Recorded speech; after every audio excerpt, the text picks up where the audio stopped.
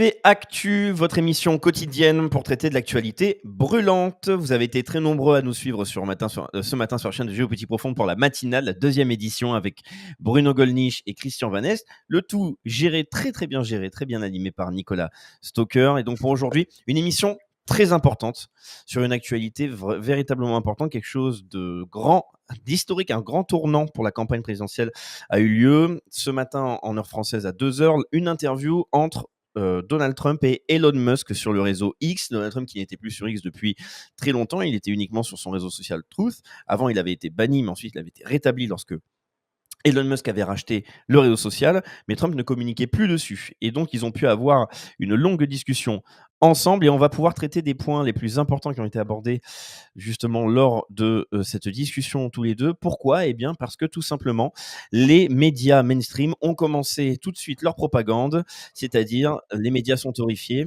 et ils nous parlent d'une entente entre deux amis, mais avec une interview donc embarrassante, diffamante pour Kamala Harris, raciste, xénophobe, etc. C'est-à-dire le bruit des bottes à l'américaine qui arrive. Et donc pour traiter de cette actualité, je suis évidemment en compagnie de Nicolas Stoker. Bonjour Nicolas. Bonjour Raphaël, bonjour chers internautes, ou rebonjour si vous étiez déjà là ce matin. Absolument, donc évidemment, nous sommes sur GPTV Actu, n'hésitez pas à mettre le pouce et à partager la vidéo et nous dire tout de suite si vous aussi, étant donné que c'était à 2h du matin, si vous avez vu cet entretien entre Donald Trump et Elon Musk, est-ce que vous en avez pensé ?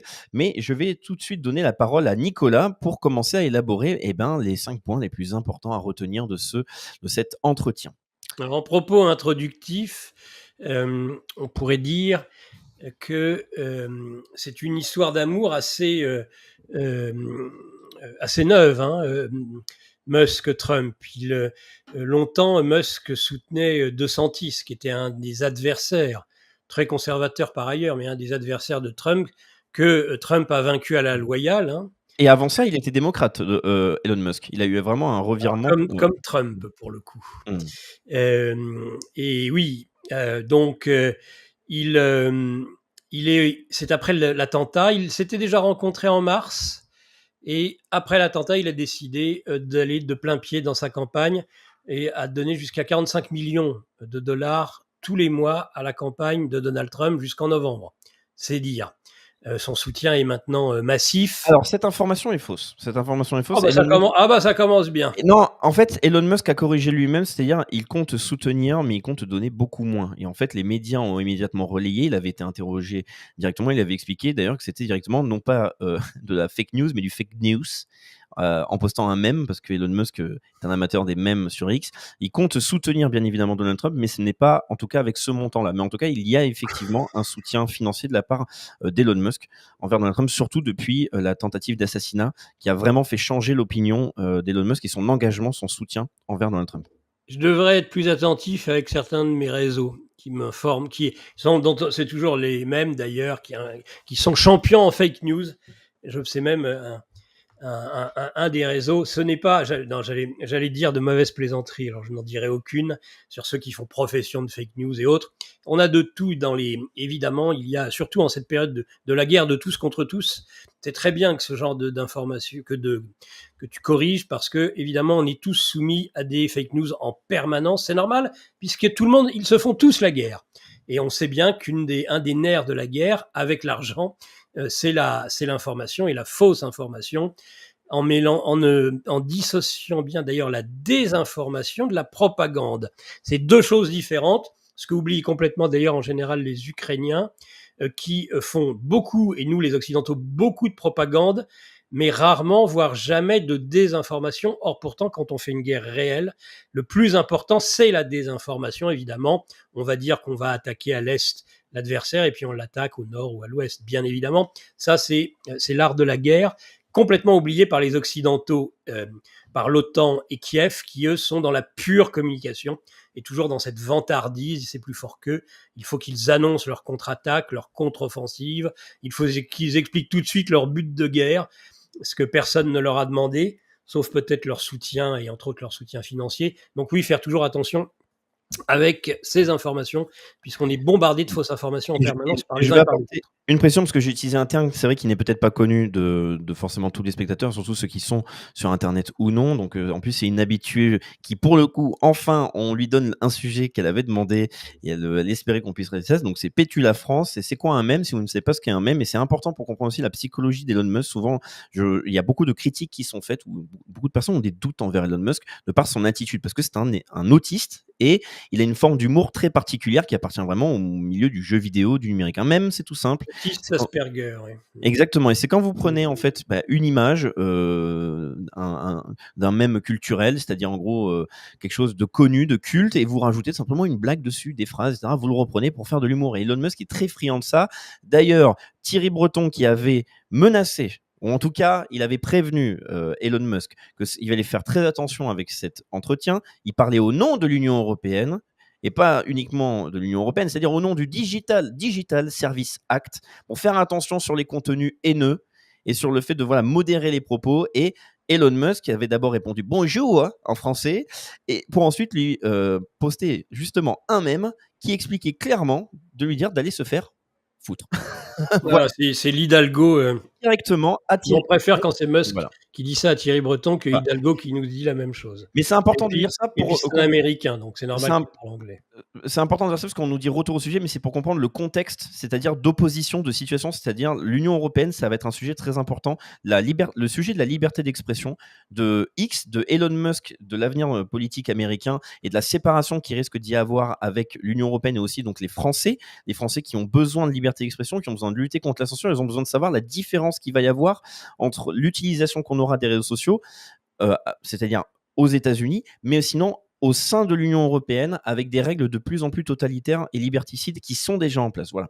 Je te rends la parole, Nicolas, Et, pour aborder les points importants. et cette guerre de l'information est essentielle. Un spécialiste en la matière, Tucker Carlson, qui avait, il y a quelques mois, dit si euh, Musk réussit à tenir avec X, ex-Twitter, jusqu'aux élections, Trump a une chance de gagner, sinon il n'a aucune chance. C'est dire la désinformation qui sévit aussi outre-Atlantique. Fox News ayant montré en 2020 qu'il n'était qu'une planche pourrie en tant qu'allié. Tucker Carlson, c'est un ancien de Fox News, il a quitté Fox News. Donc oui, conversation nous titrent les médias et médias français par exemple entre milliardaires. Ah oui, ça, vous savez toujours cette expression, lorsque c'est un conservateur ou lorsque c'est Trump, c'est un milliardaire. Lorsque c'est Musk, c'est un milliardaire. Par contre, quand c'est Bill Gates, c'est un philanthrope. Quand Exactement. c'est Bezos, c'est un philanthrope probablement aussi. Ce sont des aventuriers. Ils veulent conquérir eux certainement l'espace, contrairement à cet horrible milliardaire de Musk, qui pourtant fait exactement la même chose. Pareil pour Zuckerberg, jamais le qualificatif milliardaire n'est apposé sur l'oligarchie et sur les amis du système. Ce sont pourtant eux les oligarques. Ils n'ont de cesse. De toute façon, c'est toujours pareil. Les oligarques, à les écouter, ils ne sont qu'à l'Est, ils ne sont qu'en Russie, voire ils ne sont même plus en Ukraine depuis qu'ils sont alliés à l'Ukraine. Voilà. Ça, c'est vraiment cette espèce de mauvaise foi vissée au corps de l'Occident aujourd'hui. Combien il est désolant. Mais enfin, moi, c'est pas nouveau que je dénonce l'Occident et que je ne veux m'attacher qu'à la vieille Europe et surtout à ma patrie, la France, et que l'Occident, je m'en fous. C'est ce qui explique d'ailleurs pourquoi souvent je dis que je m'en fous de ce qui se passe au Moyen-Orient. Parce que moi, je ne considère pas qu'Israël soit un allié privilégié de la France et que ce soit la pointe, ou si c'est la pointe extrême de l'Occident, eh ben, justement, raison de plus pour espérer la mort rapide de ce concept qui détruit les nations, qui détruit la vieille Europe, qui détruit la France. Mmh. Et ça, Alors je Nicolas, persiste là-dessus. Mais on va exactement. y aller. Alors donc Nicolas, je pense que pour commencer, parce qu'on va lister les points un par Oui. un, de la même manière qu'on l'ont fait les médias mainstream, mais uniquement pour diaboliser. Ils n'ont rien retenu de cet échange et en plus, ils ont tout simplement détourné les propos. Donc c'est important d'expliquer déjà l'ambiance de cet entretien. C'est-à-dire, ce sont 2 personnes qui ont parlé de manière très calme, de manière très amicale et la raison qu'il y a derrière, c'est, non pas uniquement un respect mutuel, dû en fait à leur connivence idéologique ou le parcours professionnel, c'est vraiment le respect qu'a Elon Musk envers Donald Trump depuis sa tentative d'assassinat et la réaction qu'il a eue pendant cette tentative d'assassinat. C'est vraiment ça. Donc peut-être que tu peux dire un mot là-dessus, c'est-à-dire la relation que l'on a pu observer entre Elon Musk et Donald Trump déjà. Oui, parce que vraiment, cette tentative d'attentat, Musk a réagi très fortement et a annoncé son soutien à ce moment-là, parce que c'est quelque chose qui a bougé un certain nombre de lignes. C'est pour ça qu'on parle aujourd'hui des nouveaux amis milliardaires de la tech de Trump. C'est pour ça qu'on s'inquiète du basculement, entre autres, d'une partie de l'Ouest américain, de la Silicon Valley vers Trump, même si ce n'est pas, c'est loin d'être généralisé. Hein. Faut pas non plus raconter la messe. Hein. Donc oui, ça, parce que tout simplement, même si c'est totalement, ils ont mis une semaine à peu près à l'évacuer en France et en Europe, c'est quelque chose qui a bouleversé la donne à tel point qu'il a fallu qu'il débranche peut-être plus vite que prévu Biden suite à cet attentat, parce que là, l'élection a été perdue. Hein, et on pourra parler peut-être de Nancy Pelosi, d'ailleurs, qui... ça, c'est une des... Avant de parler du premier point, et je vais tout de suite sur le premier point de cet entretien, puisqu'on a donné 5 points, Nancy Pelosi a commenté justement l'échange entre Trump et Musk en disant... parce que c'est la mode, ils emploient le terme, je crois que c'est le Tim Walz, le ticket gagnant ou perdant, on verra bien, avec Kamala Harris, qui, à chaque fois qu'il traite un républicain, il le traite de bizarre, ou zarbi, et elle a fait pareil en disant Elon Musk est un homme bizarre, parce que d'échanger, de parler avec Donald Trump, parce que Donald Trump est un danger pour la sécurité de l'Amérique. Elle reprend exactement...